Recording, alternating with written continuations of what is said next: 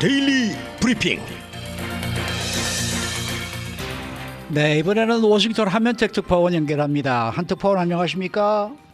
네, 안녕하십니까. 워싱턴입니다. 네, 이 트럼프 행정부의 추방 작전이 매번 소송에 의해서 이게 브레이크가 걸리자 이제는 또 민간 사업으로 일대 전환을 하고 있다, 이런 소식이 들리고 있는데 뭐 어떻게 바뀌는 겁니까?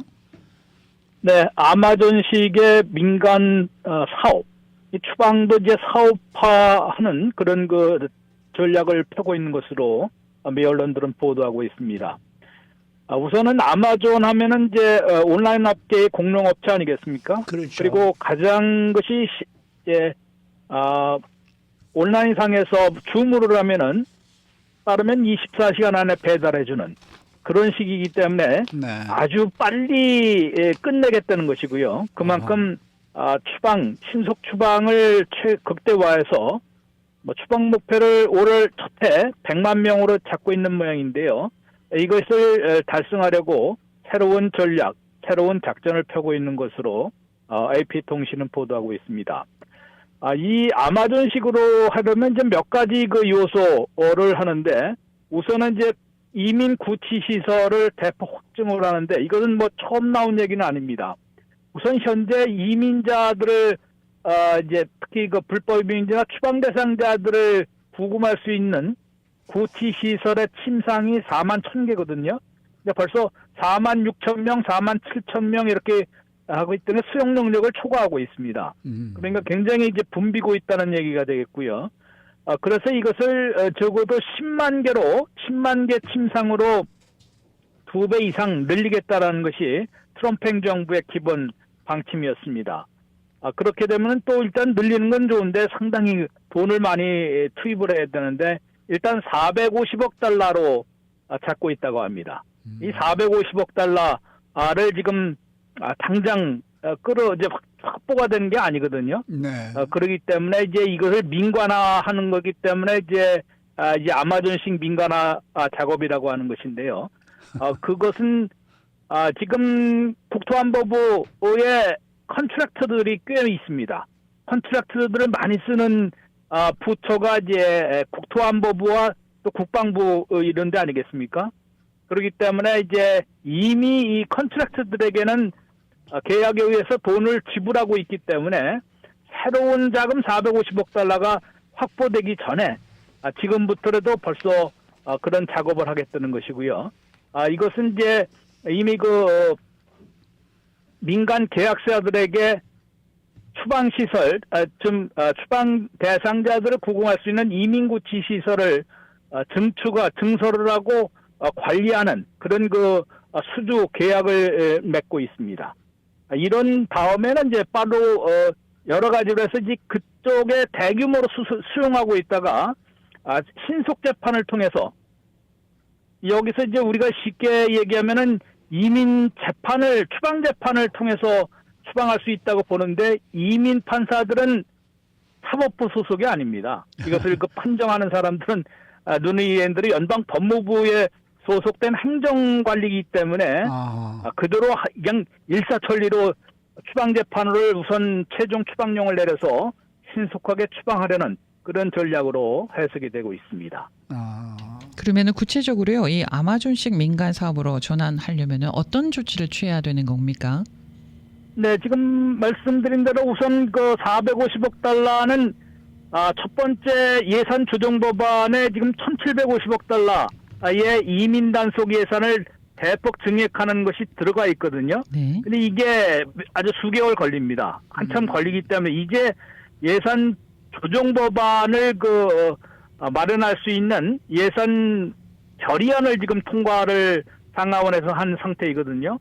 그렇기 때문에 실제 돈을 집행하기에는 상당히 좀 시간이 더 걸려서, 우선 말씀드린 대로 이것을 확보하기 전에 할 수 있는 그런 민간화 작업을 하고 있는 것이고요. 여기에서 지금 보면은 지난주에 한 몇 군데, 적어도 한 세 군데의 컨트랙터, 국토안보부 컨트랙터들에게 이민 구치 시설의 증설을 계약을 맺은 것으로 나타나 있습니다. 디플로이드 리소스라는 회사에게는요 38억 5천만 달러나 지급하기로 계약을 맺었는데요. 여기에 지금 가장 큰 규모로 이제 이민 구치 시설. 근데 이거 사실은 이제 건물은 아니고 텐트촌입니다. 텐트촌이고 여기에 예전에 트럼프 일기 행정부 때에도 있었거든요. 네. 근데 이게 이제 바이든 행정부에서는 없어졌다가 포트 플리스라는 거는 이제 미군 기지 아니겠습니까? 텍사스 미군 기지에 여기 수만 명, 많게는 한 5만 명 정도를 한꺼번에 수용할 수 있는 그런 이민 디텐션 텐트를 구축하려고 하고 여기에 이제 구축하는 것뿐만 아니라 관리까지 이 회사에 맡긴 겁니다. 이 계약을 맺었기 때문에 이제 구체화된다는 얘기고요. 이 회사는 그동안 국경 지역에서 이런 구치 시설을 운영을 해왔는데 아시다시피 지금 국경 체포자들은 99%나 급감을 했거든요. 이런 시설을 더 이상 운영할 수도 없는데 오히려 내부 이민단 속에서 붙잡은 사람들을 이제 관리하는 그런 역할을 다시 받은 것이고 이 때문에 이제 예산을 이미 집행을 받아왔기 때문에 새로운 450억 달러가 확보되기 전에도 움직일 수 있는 그런 작전을 펴고 있는 것으로 해석되고 있습니다. 두 군데는 이제 뉴욕에는 한 1,000명, 미시간에는 1,800명 수용하는 한 회사에게 이제 두 군데를 계약을 맺었고요. 또 하나는 이제 코시빅사라는 데는 텍사스 딜리에는 미성년자 이민자들, 그러니까 불법 체류자들 중에서도 미성년자들 있지 않겠습니까? 이들만 다시 또 수용할 수 있는 그런 센터를 구축하는 그런 계약도 맺은 것으로 나타나 있습니다. 이렇게 구체적으로 이미 사업이 진행되고 있는데 이게 바로 이제 민간 컨트랙터들에게 모두 넘겼기 때문에 계약을 맺었기 때문에 새로운 아마존식 그런 민간 사업화하고 있다라는 그런 평을 받고 있는 것입니다. 네. 그러니까 이제 소송을 좀 덜 당하고 또 승소 가능성을 높이겠다. 이제 이게 목적 아닐까요? 네, 그렇습니다. 우선 네. 텍사스하고 지금 루지애나에 집중돼 있거든요. 이민 네. 구치 시설이. 네. 여기 지역을 보시면 아십니다. 짐작이 가능한데 텍사스하고 루지애나는 남부 지역의 가장 보수적인 곳이고 그렇죠. 그야말로 반이민 정책에 앞장서는 그런 지역 아니겠습니까? 이런 데다가 이제 이민 구치 시설을 갖다가 하면 최근에 연방 대법원이나 그런 연방 지방법원의 판결이 나온 게 있는데요. 저쪽 보스턴이나 어디에서 붙잡았던 이제 영주권자나 합법 비자 소지자들까지 지금 루지애나로 가고 구치하고 있거든요. 네. 그 이유는 결국은 거기서 이제 구치하고 있으면은 소송 권한이나 재판 권한이 그쪽에 있습니다. 그쪽으로 넘어가게 됩니다. 그러면 루지애나에다가 소송 걸기도 어렵고 소송을 걸어봤자 루지애나 연방 지방법원이나 연방 항소법원까지 모조리 트럼프 쪽에 손을 들어줄 가능성이 높아지거든요. 네. 그런 것까지 지금 다 계산을 했다는 얘기입니다. 이게 텍사스와 루지애나의 구치 시설을 집중시키는 이유가 바로 소송을 당해도 소송을 당하기도 어렵게 하고 소송도 당해도 승소 가능성을 높이는 그런 계산까지 해서 지금 이민 구치 시설을 대폭 증설하고 있다라고 얘기를 할 수 있고요. 이미 예를 들어서 보스턴에서 지난번에 이민간 속국 요원들의 6명에 의해서 체포자에 의해서 붙잡힌 터키 여학생 있지 않습니까? 네. 터프스 대학 그 여학생도 지금 루지애나에 있거든요. 네. 루지애나 구치 시설에 있는데 그렇게 될 경우에는 그쪽에 잘 아는 변호사들이 거기 가갖고 소송을 하는데도 상당한 시간이 걸릴 수도 있고 그 소송 걸기 전에 그냥 추방해버릴 수도 있습니다. 그렇죠. 그러다 보니까 상당히 어렵고 텍사스 같은 경우나 루지애나 같은 경우는 완전히 시골 지역에 있다고 합니다. 그래서 자동차로 대도시에서 거기까지 갔다가 변호인들이 만나서 소송을 걸기 위해서 가더라도 자동차로 한 수시간을 달려야 되기 때문에 상당히 소송을 걸기 어렵게도 만들고 그 와중에 아마존식으로 그냥 빨리 끝내겠다는 것이죠. 그러면 이민 판사들은 거기에 상주하고 있지 않겠습니까? 그런 대규모 거기서 바로 추방령을 때려버리면은 최종 추방령을 받은 거는 뭐 말은 행정부 관리지만은 이게 그래도 이민 판사이기 때문에 법적인 요건 소송을 걸어도 이길 수가 없게 만드는 그런 그 전략을 펴는 것이기 때문에 지금 트럼프 행정부가 새 전략이 이게 곳곳에서 다 소송 걸리고 또 이제 연방 대법원까지 올라갔다가도 패소하는 경우도 있거든요.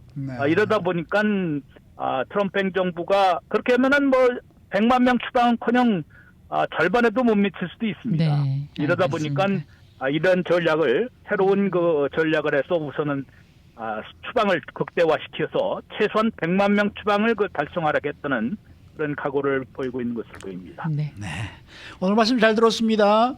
네, 고맙습니다. 네, 워싱턴 한면택 특파원이었습니다.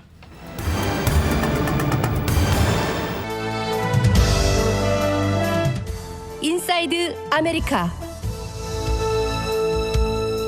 네, 이건 캘리포니아 주가 퇴직하는 공무원들에 지급하는 막대한 규모의 이 미사용 휴가 수당이 도마 위에 올랐습니다.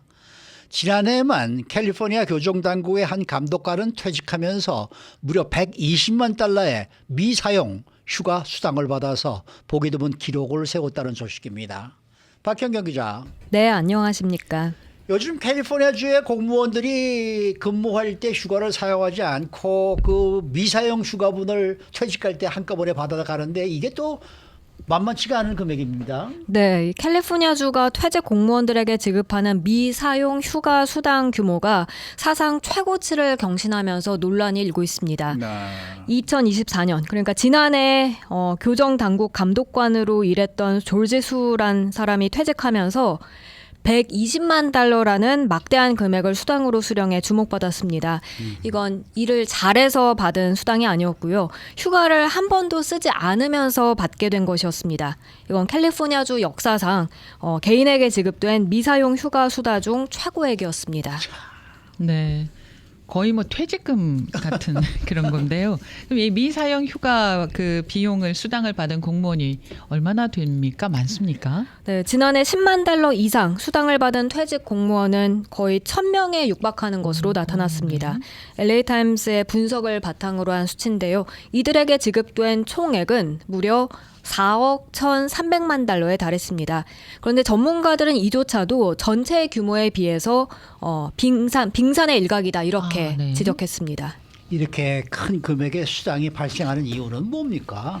주요 원인은요, 이 관대한 유급 휴가 정책과 관리 실패에 있습니다. 캘리포니아주 공무원들은 유급 휴가 최대 6주, 또 주 공휴일 11일, 또 개인적인 휴일과 프로페셔널 개발일이라고 해서 다양한 혜택을 받고 있는데요.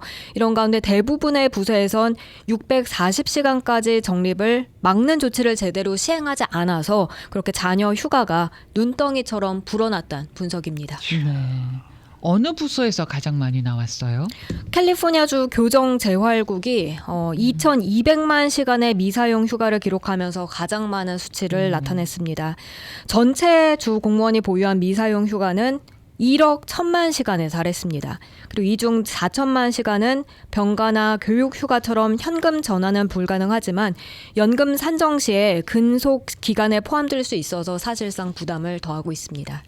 이렇게 휴가를 가지 않고 있다고 해서 뭐랄까 직장에서 당신 휴가 가시오 이렇게 강요할 수는 없는 건가 모르겠네요. 근데 실제로 수당이 얼마나 지급됐는지 구체적인 예시가 있어요? 대표적으로 캘파이어의 부국장 컬크 바넷은 57만 8천 달러 수당을 받아서 연봉 3년에 해당하는 금액을 수령했습니다. 그리고 교정 심리학자인 빅터 조던은 53만 달러 이상 수당을 받고 퇴직했는데요. 이건 연봉의 2.8배에 달하는 금액이었습니다. 이런 제도를 민간 부문하고 비교하면 어떤 차이가 있습니까? 민간에선 결코 이런 일이 있을 수 없다는 그런 평가인데요. 하워드 하비스 납세자 협회는 그처럼 비판했습니다. 실제로 민간 기업은 대부분 휴가 적립 한도라는 게 있고 네. 초과 시엔 현금 전환이 어렵거나 맞습니다. 불가능합니다. 그리고 가능하면 휴가를 모두 사용하도록 그렇게 유도하는 편입니다. 그렇게 돼야 되는 거 아닌지 모르겠네요. 주정부는 지금 그래서 여기에 대해서 어떤 입장이에요? 주정부는 휴가는 시간이 지날수록 가치가 증가한다면서 이 문제에 대해서 재정적 책임을 느낀다는 입장입니다. 근데 그러면서도 휴가는 직원의 건강에 중요하기 때문에 장려돼야 한다는 점도 강조하고 있습니다. 네. 그런데 휴가를 가고 싶어도 사용하고 싶어도 휴가를 사용하지 못하는 공무원들도 많다는 얘기는 또 뭡니까? 교정심리학자인 조던은요. 특히 팬데믹 기간 때 하루 종일 일해야 했었다면서 휴가를 쓰기 어려웠었다고 설명합니다. 그리고 팬데믹을 포함해 30년간 근무하는 동안 그렇게 수당이 점차 쌓여갔다고 말했습니다. 처음엔 수당을 받을 생각도 못했고 최종적으로 예상했던 게 한 22만 달러 정도였는데 총 53만 달러 이상이 돼서 사실 자신도 놀랐다고 밝혔습니다. 근데 이렇게 수당이 높아진 이유가 그 계산 방식에 무슨 뭐 좀 문제가 있었다라는 그런 얘기도 있더라고요. 네, 휴가는 적립 당시의 급여가 아니라 퇴직 시점의 최종 급여 기준으로 계산된다고 해요. 아하. 예를 들어 신입 시절 연 17,000달러를 받으면서 적립한 휴가가 퇴직 시 연봉 17만 달러 이런 기준으로 환산돼서 지급된다는 셈입니다. 아하. 다시 말해 신입 시절 안 쓰고 쌓아뒀던 휴가가 퇴직할 때 훨씬 더 높은 연봉으로 계산되다 보니까 수당이 더 높게 그렇게 지급될 수밖에 없다는 이것도 설명입니다. 뭔가 바뀌어야 되지 않나 하는 생각이 드네요. 이런 그 미지급 휴가 수당이요. 팬데믹 이후에 변화가 있었다고 하는데 어떤 변화입니까? 팬데믹 동안 이 캘리포니아 주정부는 예산을 줄이기 위해서 급여 대신 추가 휴가 제공 정책을 시행했습니다. 그러자 이게 오히려 미사용 휴가 수당을 수억 달러 증가시킨 그런 요인이 됐는데요. 그나마 2022년부터 직원들의 휴가 사용이 조금씩 늘어나기 시작했고요. 게다가 재택근무 종료 조치가 이제 상황이 좀 더 개선될 수 있다는 그런 예상이 현재 나오고 있습니다. 이런 제도의 개혁이 과연 가능한 거예요? 쉽지 않다는 평가입니다. 아놀드 슈왈제네거 주지사 시절 예산국장을 지냈었던 마이크 제네스트는 현재 시스템은 재정적으로 무책임하다고 비판했습니다. 하지만 그러면서도 휴가 관련 수당 제도를 개편하려는 이 시도는 극히 인기가 없을 것이라고 말했는데요. 왜냐하면 어떤 변화를 일궈내려 하든지 간에 민주당 의원들과 게빈 뉴섬 주지사에게 가장 많은 기부를 하는 캘리포니아주에서 가장 강력하고 또 자금력이 풍부한 공공부문 노조들과 협상을 벌여야 하기 때문입니다. 결국 공공부문 노조와 그 정치적 갈등 때문에 개혁은 이론적으로는 가능할 수 있겠지만 정치적으로 생각하면 불가능하다고 평가했습니다. 정치 자금을 가장 많이 주는 사람들이군요. 네. 그러니까 뭐 꼼짝 못하는 거죠. 그러면은 캘리포니아주는 그렇고 다른 주들은 좀 어떻습니까? 텍사스나 뉴욕주 같은 다른 주들의 경우엔 일정 기준 이상 적립하지 못하도록 그렇게 제한을 두고 있습니다. 뉴욕주는 휴가 적립을 40일, 수당 지급은 30일로 제한시키고 있고요. 텍사스주 역시 회계년도간 2월 제한 그리고 병가 전환 규정을 통해서 수당을 관리하고 있습니다. 그러니까 다른 주들은 지금 그렇게 못하게 돼 있네요. 네네. 시스템 자체가. 제한이 돼 있습니다. 그럼 캘리포니아도 바꿔야죠. 뭐 어떤 조치를 취해야 될 거 아니겠습니까? 네, 지난달 뉴섬 주지사는 9만 5천 명의 공무원들에게 주 4일 출근 의무화 행정명령을 내렸는데요. 그리고 일부 부서에선 80시간 초과 휴가 현금화 제한 정책을 도입하기도 했습니다. 하지만 그게 일부 부서에 제한적인 것이었고요. 여전히 전체 부처에 걸친 일관된 관리는 미흡하다는 지적이 지배적입니다. 네, 그러면 이 문제가 앞으로 캘리포니아주에 어떤 영향이 어떻게 미쳐지게 될까요?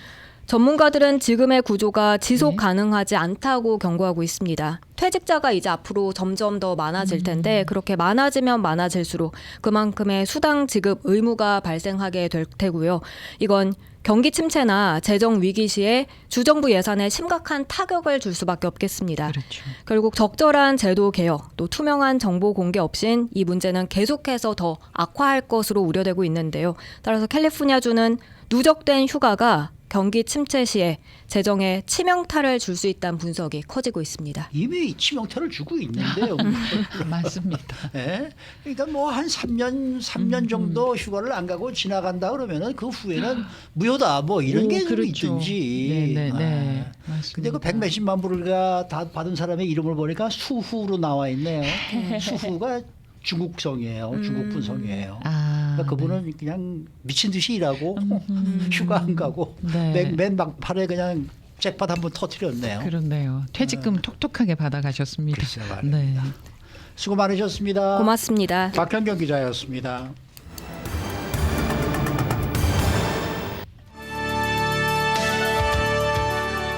이슈 투데이.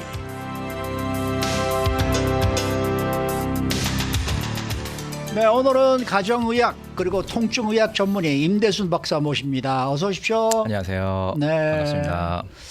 자, 오늘은 이 스테로이드 주사에 대해서 준비를 해주셨는데 이게 스테로이드 그러면은 뭐 스포츠 선수들은 다 그냥 불법 약물 뭐 이렇게 돼 있고 이거 위험한 거 아니에요? 맞습니다. 병원에 오시는 분들이 제일 걱정하는 것 중에 하나가 이거 스테로이드 주사 아니죠? 이거 맞으면 뼈가 삭는다던데 면역력이 망가진다던데 맞습니다. 당뇨가 생긴다던데 이런 불안감을 굉장히 많이 갖고 계세요. 그렇죠. 네.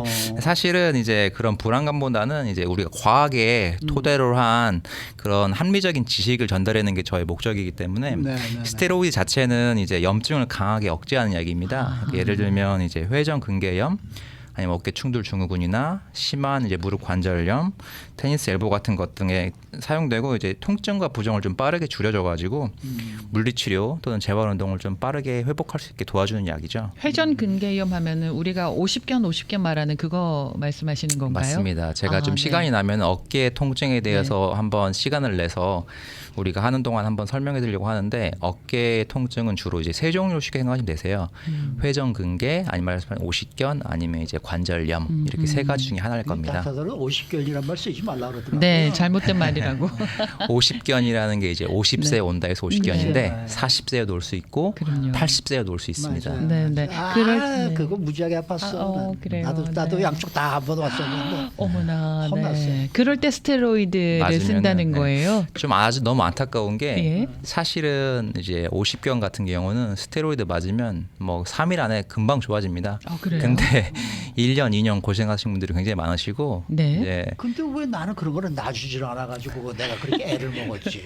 잘 모르셔서 그렇고 이제 환자분들께서는 이렇게 얘기하세요. 뭐 침 맞아서 좋아졌다, 아니면 뭐 해서 좋아졌다, 뜸 떠서 좋아졌다 하긴 하시는데 어깨 그 50견은 가만히 놔두면 95%가 2년 안에 자동으로 다 좋아집니다. 근데 그래요? 좀 이게 이 팔이 돌아가는 범위가 좀 좁아지고 그러죠. 맞습니다. 그게 바로 이제 50견의 흔한 증상이시고 그것 때문일 수도 있고요. 실제로는 이제 정확한 진단을 받아야 되기 때문에. 50견 얘기는 우리가 나중에 따라보나. 네네. 이게 부작용이 걱정된다면은 뭐 확인할 수 있는 방법이 없어요, 이 스테로이드? 맞습니다. 피 검사로 확인이 가능하고요. 뭐 주로 검사하는 거는 뭐 혈당이나 그건 일시적인 고혈당을 확인하는 거고, 뭐 염증 수치 저희가 이제 ESR, CRP라는 수치가 있는데 그런 걸로 확인하는 방법도 있으시고, 전해질 검사. 이제 스테로이드는 나트륨을 올리고 칼륨을 좀 낮출 수 있기 때문에 그런 검사를 하거나 아니면 이제 코르티솔이나 ACTH라는 부신 자극 호르몬 수치를 좀 검사하는 방법들이 있습니다.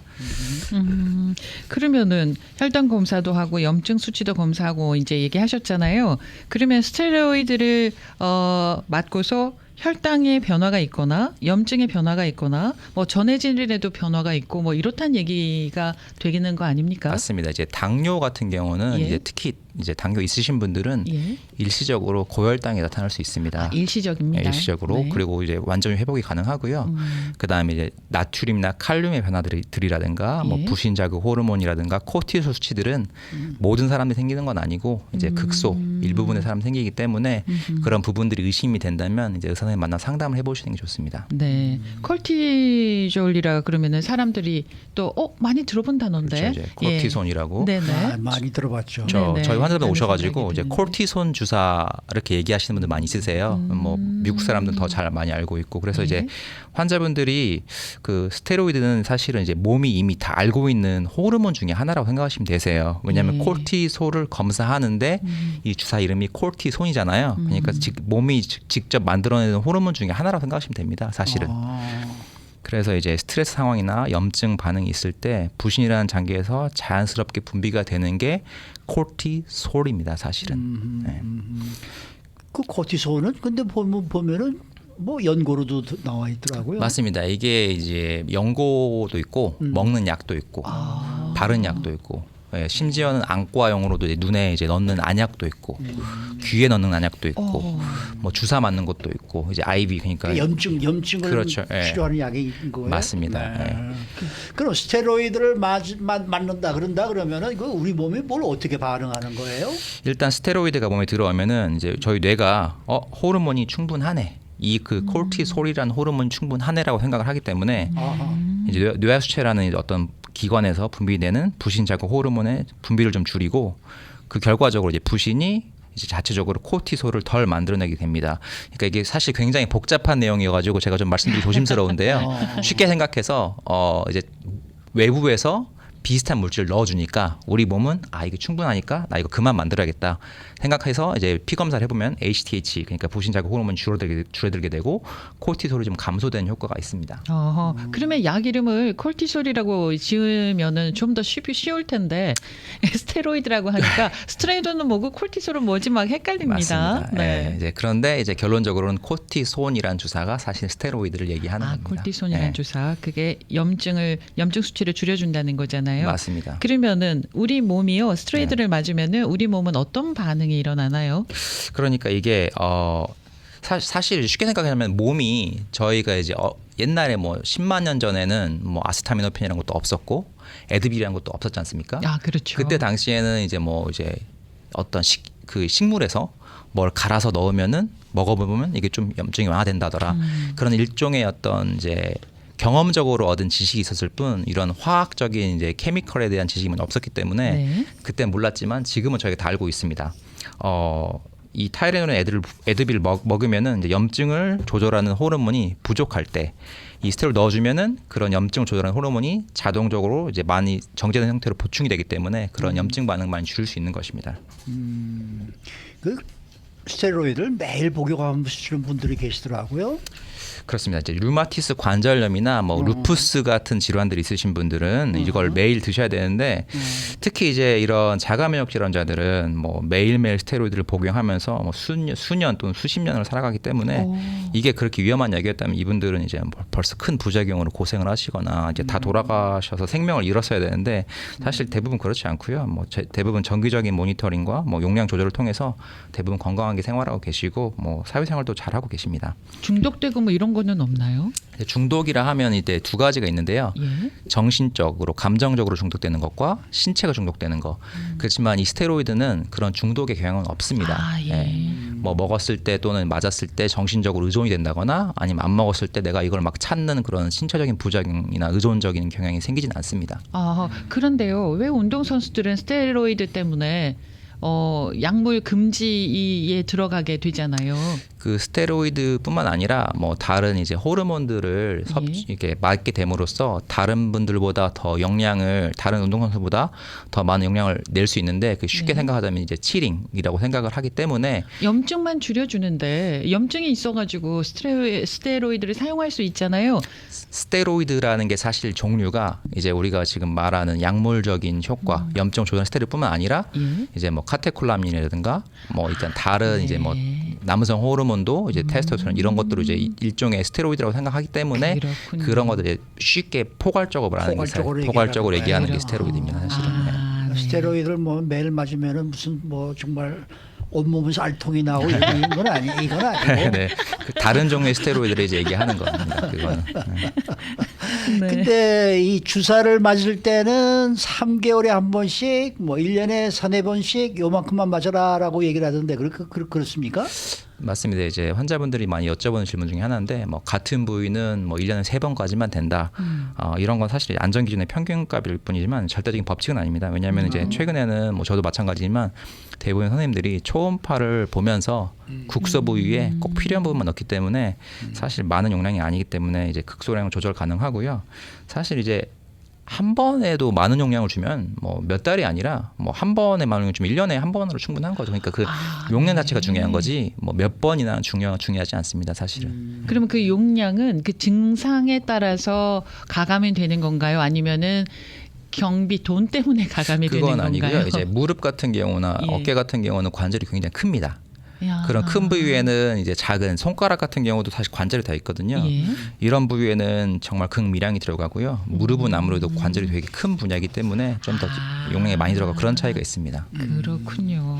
그러니까 이 관절이 이게 정말 뭐 굳어서 아프고 그럴 때에는 스테로이드를 맞아주는 게 맞는 얘기네요. 맞습니다. 이제 쉽게 생각하자면은 아까도 말씀드렸지만 저희가 뭐 10만 년 전에는 아세타민에핀도 없었고 에드빌도 없었지만 지금은 다 먹는 것처럼 그렇죠. 사실 이게 없었으면은 지금 생명을 잃었을 그런 많은 환자들이 병원에서도 특히나 중환자실 같은 경우에도 스테로이드 때문에 살아가시는 분들이 굉장히 많습니다. 사실은. 그렇군요. 그러니까 이게 그냥 왜 스테로이드 그러면 우리가 벌써 지금 약간 부정적인 생각을 했잖아요. 예?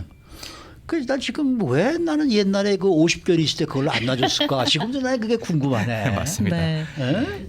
꼭 이거 주사로만 맞아야 되나요? 뭐 먹거나 이제 바르는 건 없고요. 맞습니다. 이제 오십견을 나중에 제가 설명드릴 건데 네. 이제 주사 맞는 방법 말고도 먹는 약이나 아니면 바른 약도 있지만 이제 효과가 예. 많이 떨어지고 사실 오십견을 이제 좀 재밌게 치료하는 방법 중에 하나가 아예 환자를 이제 수술로 데리고 가서 전신 마취시키고 한번 세게 돌려버리는 겁니다. 맞아요, 맞아요. 네, 그것도 치료 방법 중에 하나인데 그렇게 하면 풀리기도 하고 그렇지만 이제 생각해 보세요. 전신 마취를 수술방에서 전신 마취하고 돌리고 나오는 거랑 그냥 간단히 오피스에서 주사 한 대 맞고 해결하는 거랑 차이가 굉장히 사실 크지 않습니까? 저는 우리 철봉 많이 매달렸어요. 무지무지하게 아픈데 그 이를 악물고 매달렸었다고. 오, 네. 사실 이제 굉장히 안타깝습니다. 사실 오십견 같은 경우는 이제 주사 한 방이면 3일에서 5일 안에 거의 아이고. 95%에 가깝게 야, 좋아지는데 이건 정말 좀 억울하네. 맞습니다. 굉장히 그렇게 많으세요. 한 번에 그냥 끝나는 거예요? 대부분 한 번 아니면 2번 정도의 주사를 맞으시면 대부분 네. 다 그러면은 좋아지십니다. 통증만 없어지는 거야 아니면 팔이 또 잘 돌아가요? 팔도 다시 돌아갑니다. 와, 이야, 요새 50견이라는 거는 그건 아무것도 아니겠네. 맞습니다. 네. 이야. 오십견은 치료하기 쉬운 것 중에 하나인데 이야. 환자분 너무 많이 고생을 하고 오세요. 그래서 항상 말씀 저한테 하시는 게 이럴 줄 알았으면 이럴 여기 줄 알았으면. 빨리 올 걸 글쎄 그랬다고. 말이에요. 네. 뭐 물리치료 받으러 가면 말이죠. 뭐 손을 올려서 뭐 여기 이렇게 올라가 보십시오. 벽을 따라서 올라가십시오. 뭐 그거 맞습니다. 얼마나 아픈데 말이에요. 그거 뭐 그냥 쉬운 듯이 해보라 그러고 말이죠. 이야, 이건 정말. 굉장히 안타깝죠, 사실은. 저는 최영호 앵커께서 그때 50견이셨을 때요. 회사 그 벽에 대고서 어깨를 막 글쎄, 하는 근데 거. 기억나요? 네네, 그거 막 봤어요. 그러고 그랬어요. 네. 맞습니다. 이를 악물고 하시더라고요. 별 정말 지금 생각하니까 너무나 원시적이었어요. 글쎄 말이야. 이야, 그거 창피하네. 네. 자, 그러면은 의료보험이 없는 분들도 계실 텐데요. 네. 스테로이드 주사가 값이 비싸나요? 아니면 적당합니까? 스테로이드 주사 같은 경우는 네. 가격이 비싸진 않습니다. 오히려 이제 비싼 것들은 PRP나 뭐 히알루론산 그러니까 네. 소위 우리가 말하는 연골 주사 같은 경우는 네. 대부분 보험 커버가 안 되고 예. 저번에 잠깐 말씀드렸지만 연골 주사는 메디케어는 커버가 되지만 일반 이제 뭐 좀 저렴한 보험을 갖고 계시는 경우는 커버가 전혀 없기 때문에 그런 게 비싸고 스테로이드 같은 경우는 오히려 굉장히 오래된 치료법이고 역사가 뭐 100년 이상 된 그런 치료법이기 때문에 저렴한 약들이 많이 나와 있기 때문에 그렇게 비싼 편은 아닙니다. 네. 그러니까 오늘의 결론은 스테로이드 그렇게 무섭고 나쁜 것만은 아니다라는 네, 그렇습니다. 얘기가 되겠네요. 네네. 그리고 50견 생짜로 아프지 말고 스테로이드 주사를 맞으시면, 네, 활용하시면 좋겠습니다. 네. 네, 오늘 말씀 잘 들었습니다. 네, 감사합니다. 네, 가정의학 그리고 통증의학 전문의 임대순 박사 함께했습니다.